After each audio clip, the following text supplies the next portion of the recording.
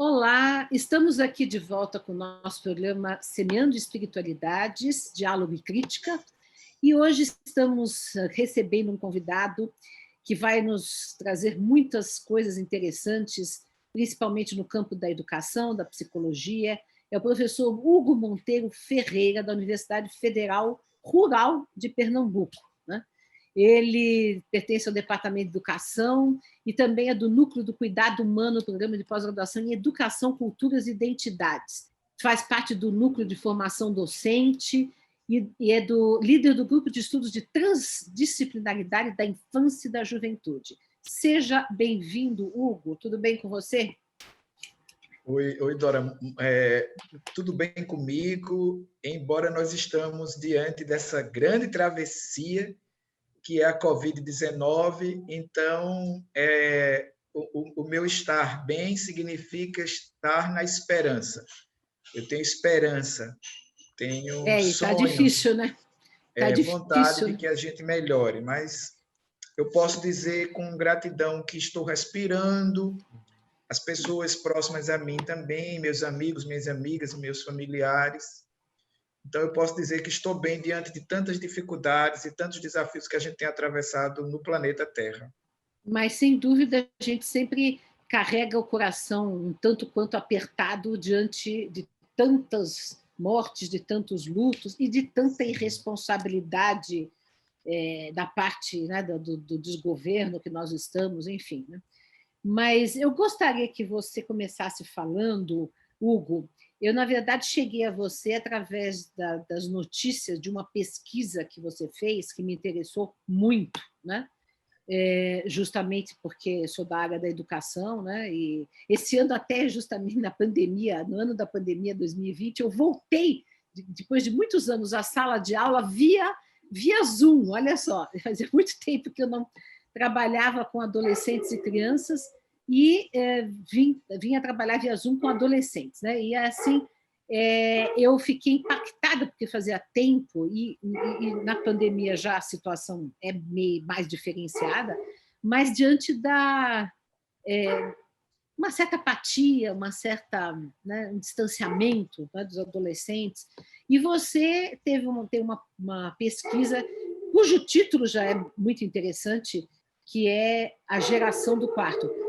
Então, eu faço muitas palestras, falo com muitas pessoas há muito tempo, e eu, em 2006,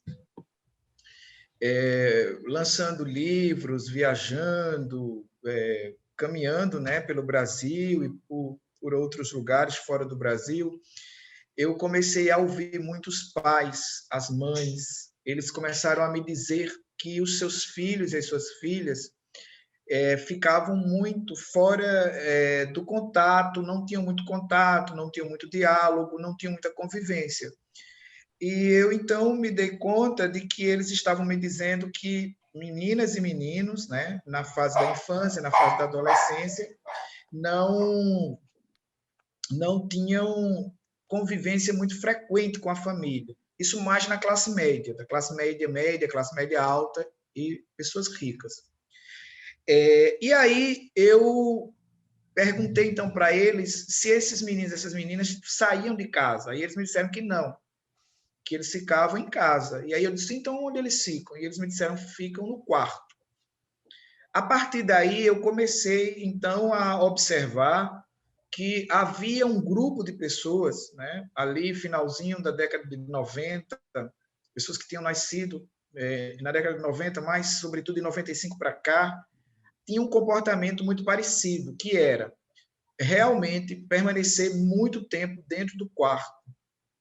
E eu comecei, então, a me inquietar com isso, aquela inquietação de pesquisador.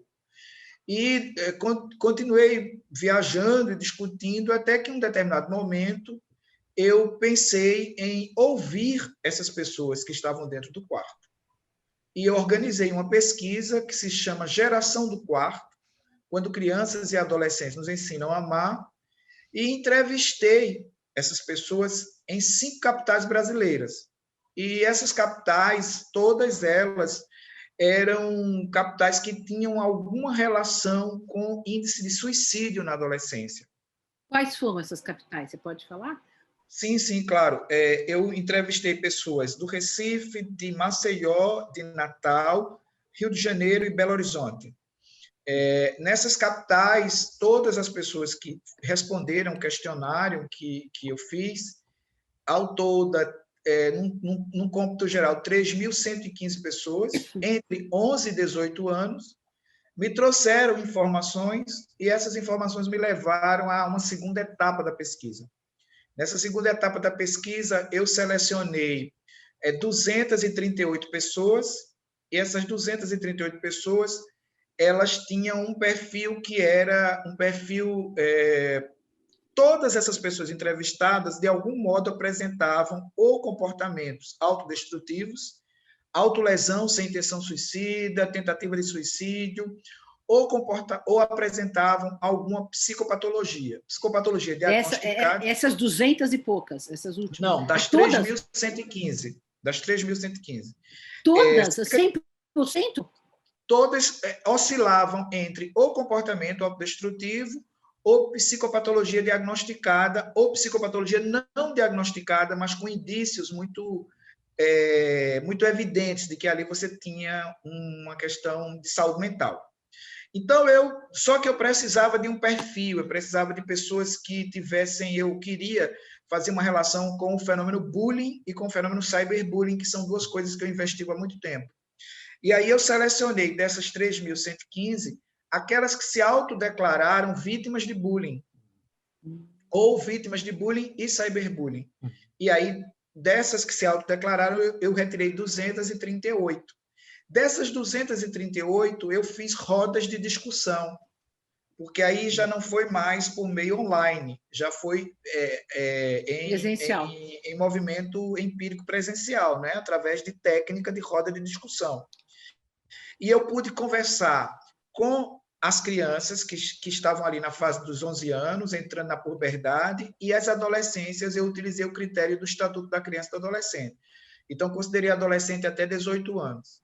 E pude conversar um pouco com as pessoas da escola e também com algumas pessoas familiares. E aí, me dei conta de que aquele grupo de pessoas passava mais de 6 horas dentro do quarto, quando estava em casa, e que não tinham praticamente nenhum diálogo saudável com pai, com mãe, com pai, com pai, com mãe, com mãe, com parceiro da mãe, com parceiro do pai, com novas famílias. A família toda apresentava uma reconfiguração que trazia para aquela criança, para aquele adolescente, elementos de muitos desafios, mas o principal deles era, no meu entendimento, uma dificuldade muito grande de comunicação verbal, né? Havia uma dificuldade muito grande de comunicação verbal. Porém, essa galera que não se comunicava com o pai, com a mãe, se comunicava por meio das redes sociais digitais.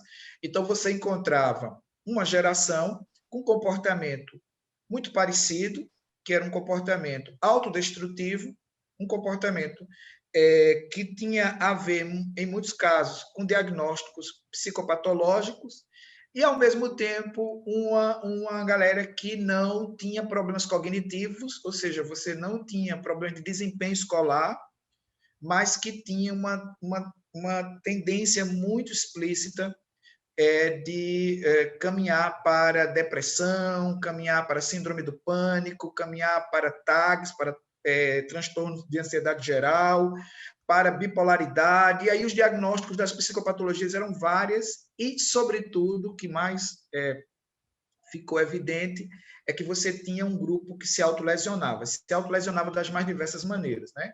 Geralmente isso é muito comum na adolescência, né? Bastante comum, né? Que é diferente do suicídio, então eu fui estudar autolesão sem intenção suicida, me tornei, de certo modo, uma pessoa que passou a se dedicar muito a essa discussão sobre a autolesão e sobre as questões de suicídio na adolescência. Então, a partir daí, eu criei um conceito que é o Geração do Quarto, né? Um conceito que eu criei e que eu apresento esse conceito em livro. O livro que já era para ter sido publicado, mas por questões editoriais ele ainda não foi publicado. Mas se você ouvir algumas entrevistas minhas, você vai ler que eu falo da publicação do livro, mas em razão de questões editoriais, eu ainda não publiquei, que seria agora, no final de 2020, mas a editora está tentando negociar comigo para agora, para 2021, e eu estou em processo de negociação com eles também. Mas a gente vai publicar em livro, e agora, em 2021, eu considerei que o livro ele é para leigos e leigas, ele não é para especialistas. Então, em razão disso, eu também organizei artigos científicos, esses sim para especialistas, e vou publicar em revistas especializadas da área da educação e da área da psicologia.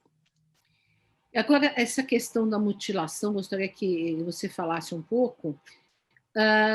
Assim, eu tenho formação em psicanálise e uma das coisas que a gente também comentava sobre isso no curso, faz poucos anos que eu fiz psicanálise, e que muitas vezes essa questão da mutilação é uma maneira do adolescente se sentir vivo, né? Às vezes para sentir alguma coisa, de tão anestesiado que está, né? E às vezes também para chamar a atenção, não falar, estou vivo aqui, né? Que ninguém está olhando para ele. Como é que você interpreta essa tendência à automutilação, que é, infelizmente, bastante recorrente, né, entre adolescentes hoje? Então, eu vou responder a pergunta, mas antes eu queria sugerir que quem está nos assistindo assistisse a um documentário feito pela EBC. Eu assessorei esse documentário, ele se chama Cicatrizes da Tristeza. Ele é possível de ser baixado pelo YouTube, de ser assistido online, e é um documentário que eu julgo muito importante para quem se interessa pela discussão sobre automutilação. A automutilação sem intenção suicida, ela tem várias funções na vida de um adolescente. Mas a principal que a gente encontra com uma incidência, uma frequência maior, é quando o adolescente tenta, de alguma maneira, transformar uma dor subjetiva em algo objetivo. Então, aquilo que eu não consigo dimensionar, mensurar internamente, eu vou para o corte. O corte, geralmente, ele é superficial, ele não é profundo, ele ocorre na horizontal e não na vertical. E esse corte, ele indica que você está tentando comunicar algo. Então, tem uma função. E tem também uma função de comunicação, de pedir ajuda, de dizer que está em sofrimento, de dizer que está em dor, que não consegue falar sobre aquilo verbalizar com palavras, mas que verbaliza com o corpo. Essa verbalização com o corpo, na adolescência, ela demonstra muito evidentemente que você tem uma espécie de comunicação e uma espécie de materialidade de um sentimento.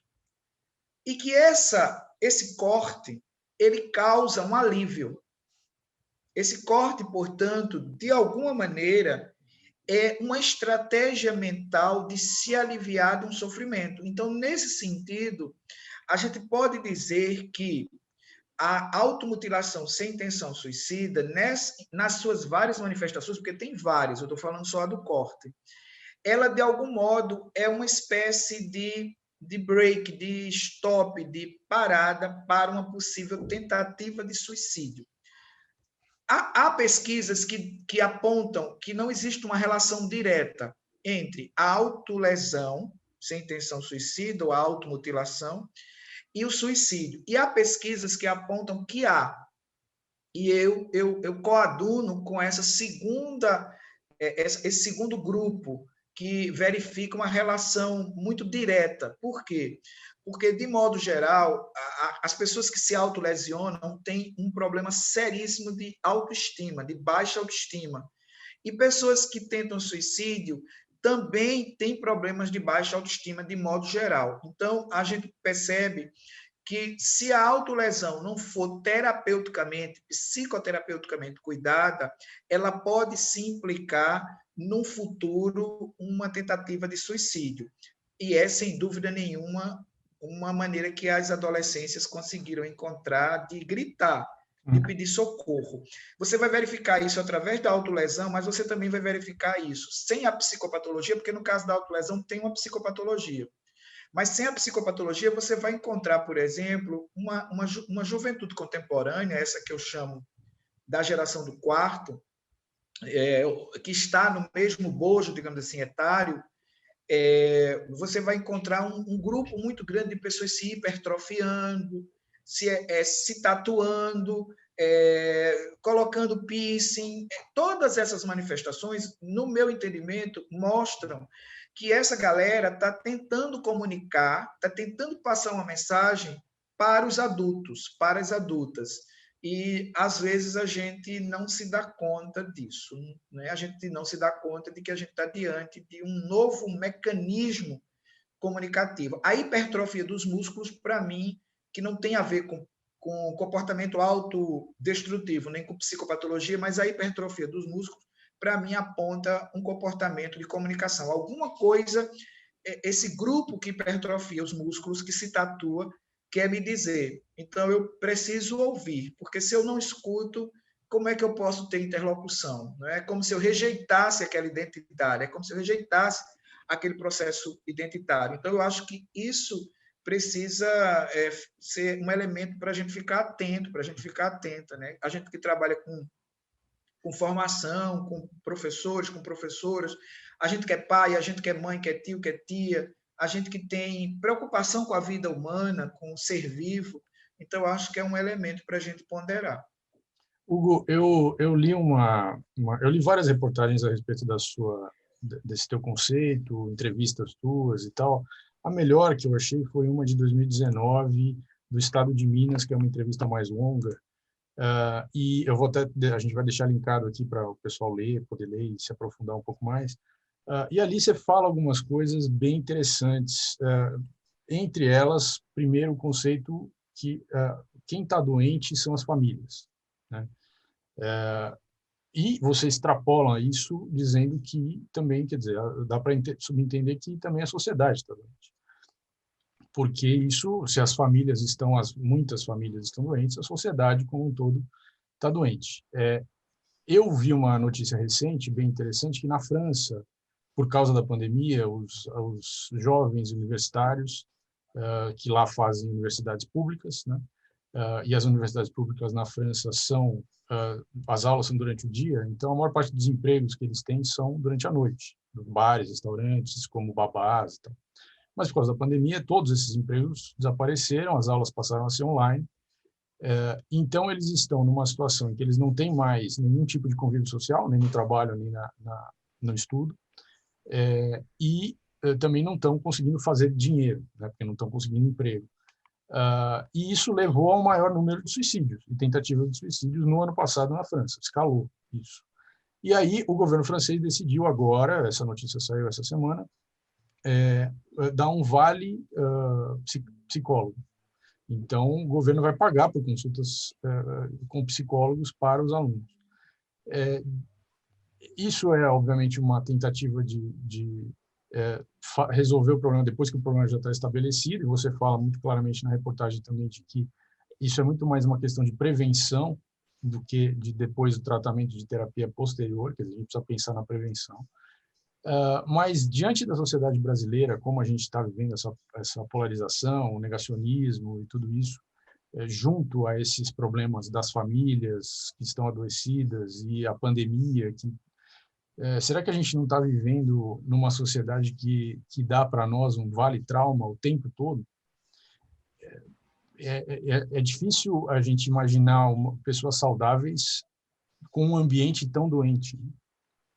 Eu entendo que a geração do quarto, embora eu tenha feito um recorte etário para começar em termos de pesquisa, mas eu identifiquei que há um problema muito sério na maneira de convivência com as adolescências e com as juventudes e com as infâncias. No caso dessa pesquisa, com as adolescências e as infâncias.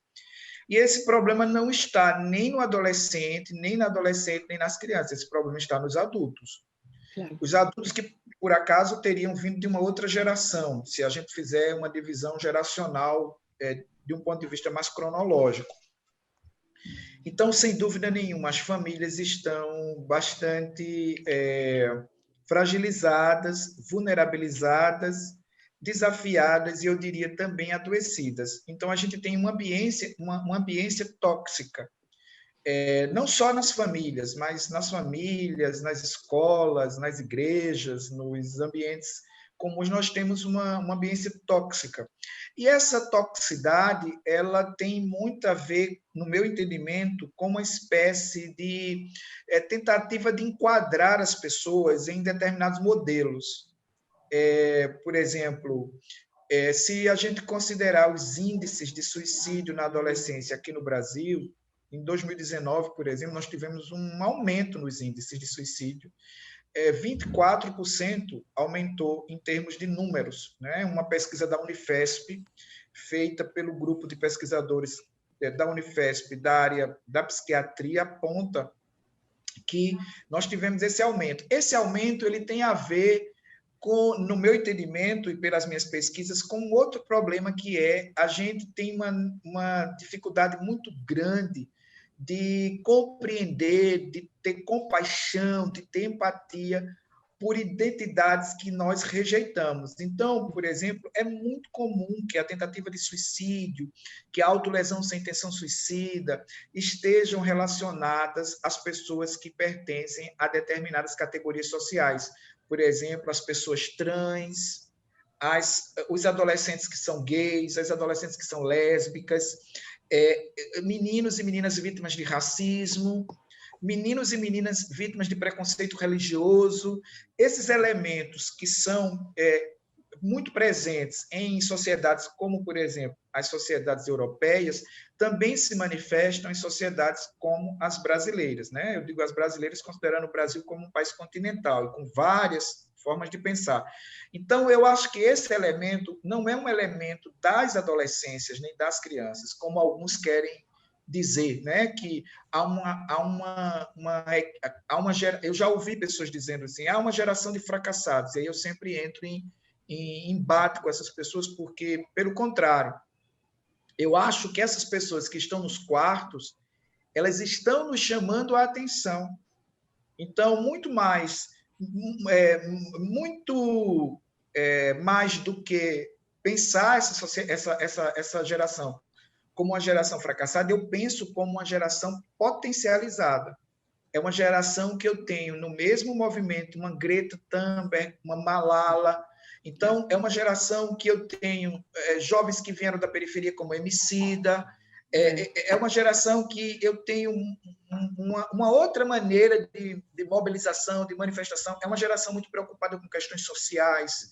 Não é uma geração alienada, como se quer dizer. É uma geração que se relaciona com as redes sociais digitais de um outro modo, que foi criada e investida, imbuída desse sentimento. Então, eu acho que as famílias precisam olhar para esses movimentos como algo saudável e não como algo adoecido. E também entender que a doença ela não é necessariamente um elemento negativo. A doença pode ser um elemento positivo, no sentido de que a doença pode me alertar para que o meu corpo eu preciso me expressar. Né? Então, acho que a gente tem uma sociedade fragilizada emocionalmente. Agora, a Organização Mundial de Saúde, ali por volta de junho, maio, junho de 2020, já advertia que nós teríamos uma quarta onda da Covid-19. Essa quarta onda ela está completamente relacionada ao adoecimento mental. A França é um país, eu conheço de perto, é um país que tem muitas questões que precisam ser revisitadas. Sim. E, obviamente, que a França, a Bélgica, Portugal, Itália, Inglaterra, são países que precisam revisitar uma série de coisas. Mas, Holanda, mas eles têm programas que nós não temos. Sim. Eles têm legislações que nós não temos em relação, por exemplo, a suicídio. Agora, no Brasil, em 2019, nós tivemos uma lei.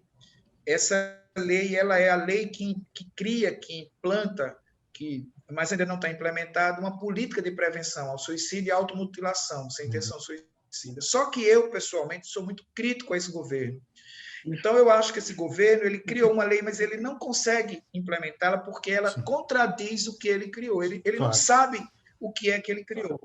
Eu ajudei, não esse governo, mas eu ajudei a pensar um pouco essa lei, porque eu fui consultor de uma CPI no Senado Federal e lá a gente gestou um pouco essa legislação que depois foi aprovada unanimemente, tanto na Câmara Federal quanto no Senado. Mas não adianta aprovar uma legislação se você não consegue implementá-la. Então, eu acho que o Brasil precisa rever muito isso. Esse governo faz necropolítica, né? Como é que vai prevenir contra o suicídio? Não tem, eles não têm interesse em prevenir a morte. Aliás, eles têm interesse na morte, né?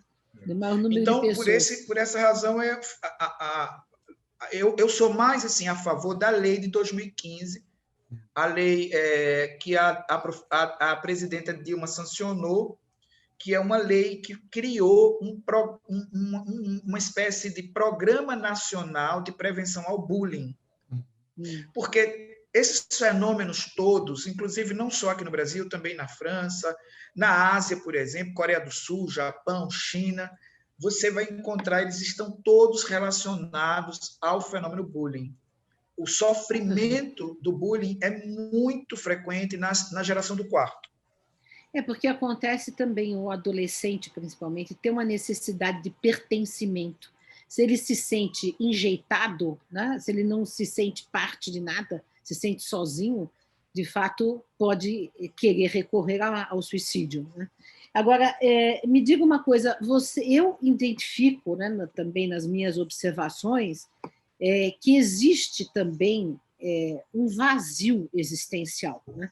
Eu estudo bastante a corrente da logoterapia, né, do Viktor Frankl, e ele identificava que existia já décadas atrás, mas acho que isso piorou muito, um vazio, né, uma falta de perspectiva, uma falta de...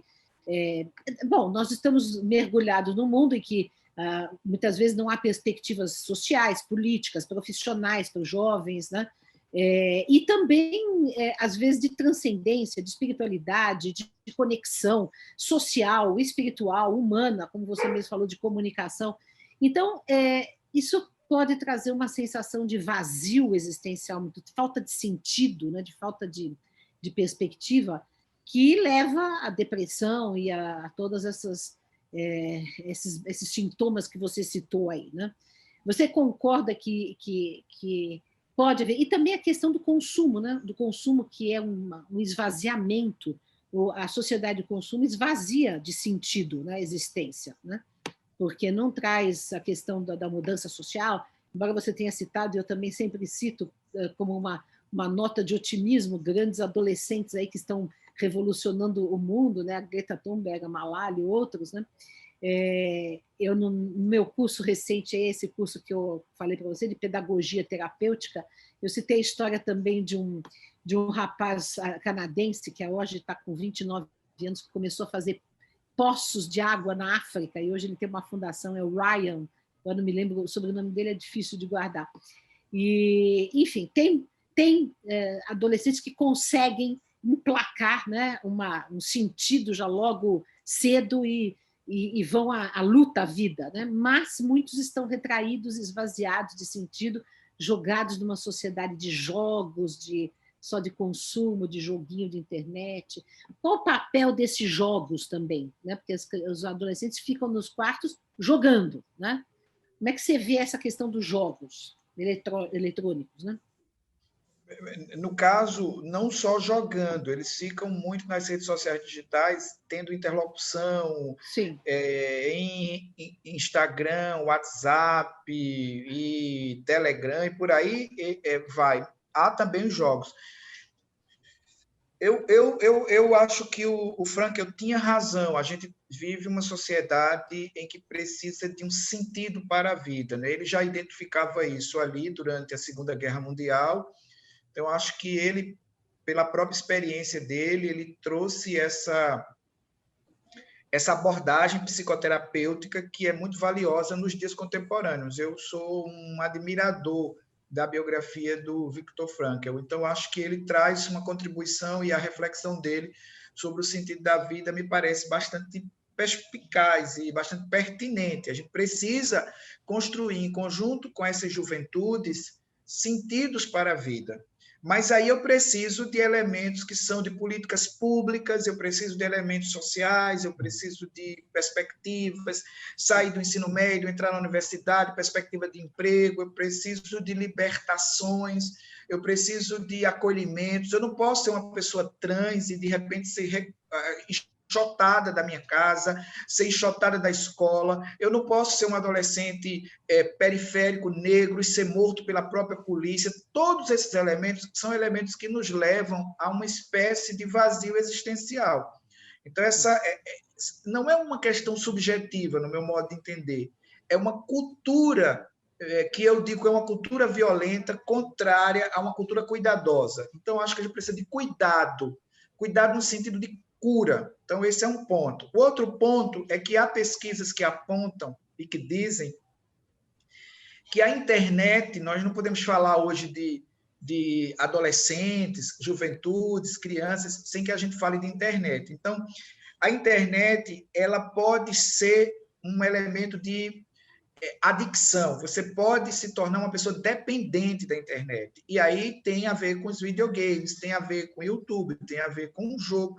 Tanto é que já há uma série de pesquisas sobre esse tema e há já ações dos órgãos governamentais tentando impedir, por exemplo, que adolescentes fiquem madrugada fora ligados no WhatsApp ou ligados a conversas paralelas e que passem a madrugada acordados e não consigam acordar pela manhã para irem à escola. Há já Estados Unidos, Canadá, já tem, por exemplo, você compra um celular, você já vem com... Os pais têm códigos que podem barrar a tua continuidade. Então, é um problema que não é também, no meu entendimento, das adolescências, nem das crianças. É um problema que tem a ver com esse projeto capitalista, liberal, neoliberal, de tentar fazer com que você vire uma espécie de pizza de terceira, não é aquele grande sonho norte-americano de você conseguir consumir. Então, eu penso que o nosso papel é ouvir as crianças, ouvir as adolescências e, a partir da escuta, nós, em conjunto, não é, pensarmos que não só existem Malala, Greta, mas existem inúmeros adolescentes aqui pertinho da gente, querendo espaço, querendo possibilidade para transformar o planeta Terra numa grande casa. Né? Eu penso muito como Edgar Morin, uma grande aldeia planetária em que você tenha várias tribos que se respeitam, que se compreendem, que dialogam entre si. Então, esse é mais ou menos o meu pensamento. Eu acho muito bom quando você fala da questão do acolhimento, de ouvir, né? Porque há uma tendência, às vezes, das pessoas mais velhas, dos adultos, de falar, essa geração está perdida, nada, uma coisa preconceituosa, uma coisa negativa em relação às novas gerações, que acaba, inclusive, dificultando ou até impedindo o diálogo, né? Entre as gerações, um diálogo intergeracional. Então, realmente, essa crença, que para mim é essencial no potencial humano, de todo ser humano, né, é muito importante para que a gente possa desenvolver esse potencial. Né?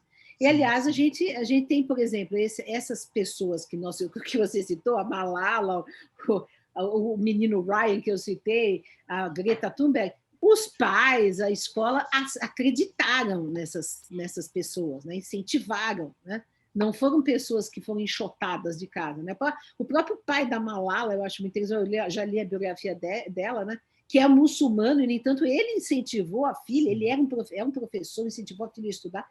Então, quer dizer, nesse sentido, é preciso que o adolescente se encontre apoiado, se encontre enraizado, né?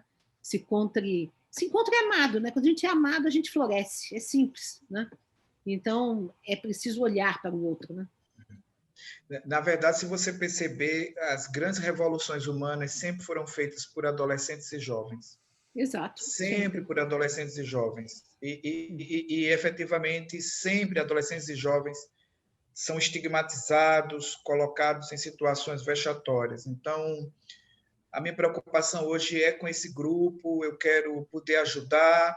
A gente, agora, em parceria com a Unicef, a Universidade Federal Rural de Pernambuco, e com vários outros parceiros, Centro de Valorização da Vida, Vitaléria, a SEC, nós estamos inaugurando, no dia 9 de fevereiro, um canal na internet, se chama Pode Ajudar. Pode Falar. O canal é Pode Falar. E esse canal é para a gente atender adolescentes em sofrimento. Então, quando ele estiver prontinho... Isso é uma excelente notícia. Eu sou muito feliz de poder participar como assessor desse trabalho, de poder colaborar muito com a Unicef nesse trabalho. Agora, daqui a pouquinho, a gente vai lançar pelo canal Futura a segunda temporada de uma coleção que se chama Que Corpo é Esse? Essa coleção ela vai tratar sobre essas questões da adolescência e é toda em desenho animado. Então, eu estou muito esperançoso de que, embora a pandemia tenha evidenciado o sofrimento de meninas e meninos dentro das casas, a pandemia também fez com que muitas pessoas se movimentassem e quisessem e se unissem em prol da gente ter uma melhoria na vida dessas pessoas que são fundamentais para qualquer mundo, né? Para qualquer grupo, qualquer sociedade. É muito importante o que você está falando e fazendo. Esse site será inaugurado quando? Você sabe? Sim, dia 9 de fevereiro, o Unicef e os parceiros do Unicef, o Núcleo do Cuidado Humano, que eu coordeno, o Instituto Menino Miguel, que eu sou cofundador, o Vitaléria, que é um grupo voltado para a prevenção do suicídio e pós-venção, que é da Karen Scavacini, uma das maiores especialistas em prevenção do suicídio do Brasil, o CVV, o Centro de Valorização da Vida, que é uma instituição cinquentenária, né? Uma instituição que trabalha com prevenção, com promoção, a ASEC, Associação Emocional de Crianças, que trabalha com prevenção e pós-venção também, e o Núcleo do Cuidado Humano, como eu já disse, da Universidade Federal Rural de Pernambuco, e o Unicef. Então, essas instituições se uniram, encabeçadas pelo Unicef, para montar esse canal, que é um canal chamado Pode Falar. E eu estou aqui dando a você de primeira mão, viu? A data, então isso é um furo. A data de lançamento. Que bom, que bom.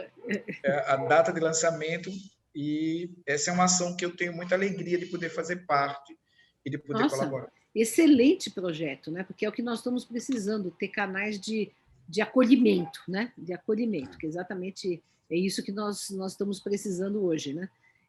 Eu encontrei as suas pesquisas, né? Procurando na internet sobre a questão dos adolescentes, das crianças, porque eu criei um projeto chamado Pedagogia Terapêutica, que é trabalhar com crianças e adolescentes temas que a educação deveria trabalhar e não trabalha, né? E que podem ser justamente o que você falou, preventivos de um adoecimento psíquico, né?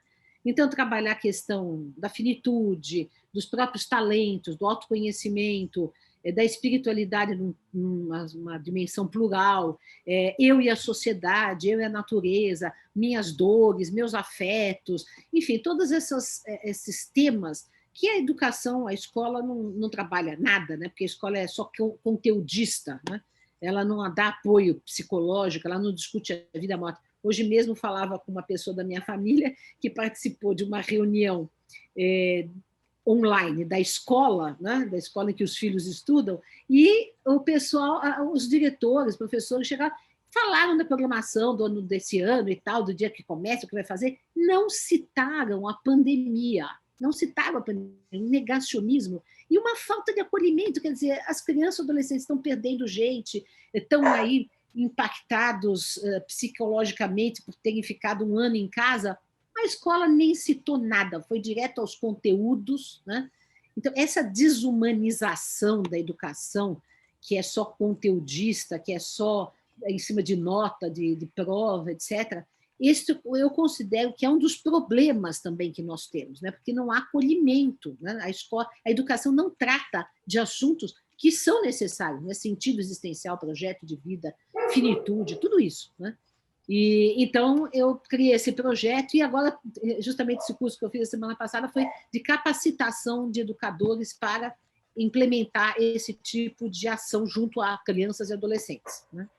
Então, eu acho que isso é importante também, porque nós precisamos que eles falem, né? E nós também precisamos falar com eles desses temas, né? Esses temas de sexualidade, enfim, todos os temas que a escola não trata e deveria tratar, né? Você conhece alguma coisa dessa questão de algum trabalho pedagógico nesse sentido? Então, você tem a BNCC.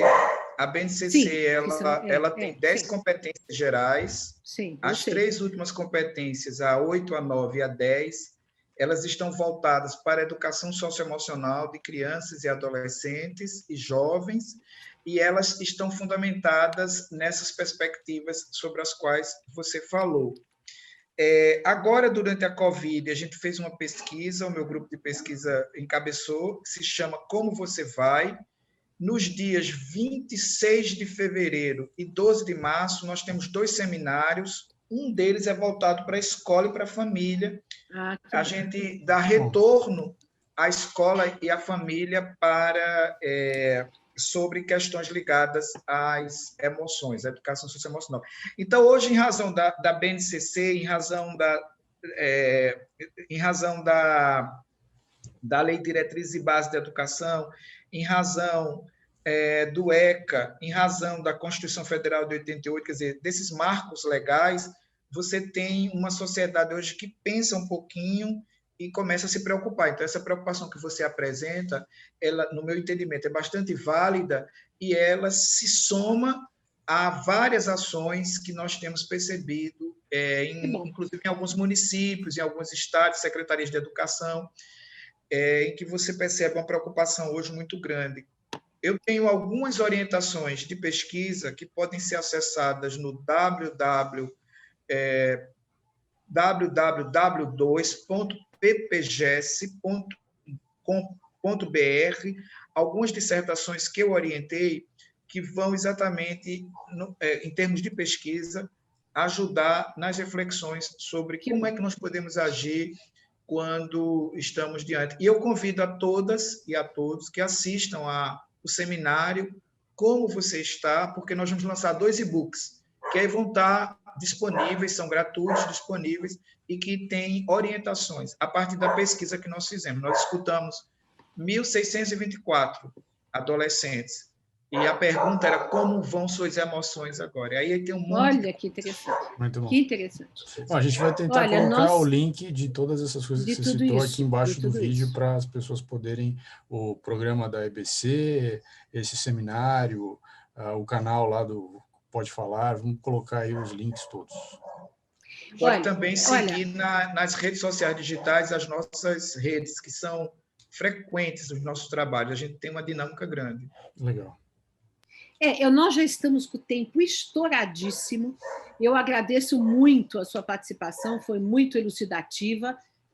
E depois que foram lançadas todas essas coisas, o seu livro, a gente volta a conversar aqui, voltamos a chamar você.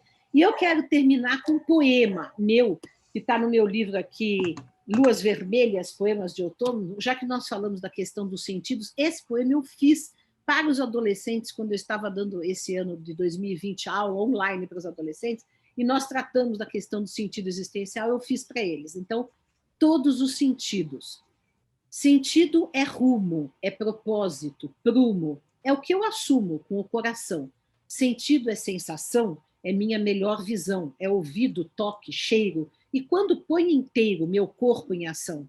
Sentido é o significado do nosso traçado, na vida, na história, a nossa fraqueza e a nossa glória, o passo percorrido, tantas vezes sofrido. Sentido é o oposto do escuro, do vazio, do que não tem gosto, do ressecado rio, de uma vida descumprida.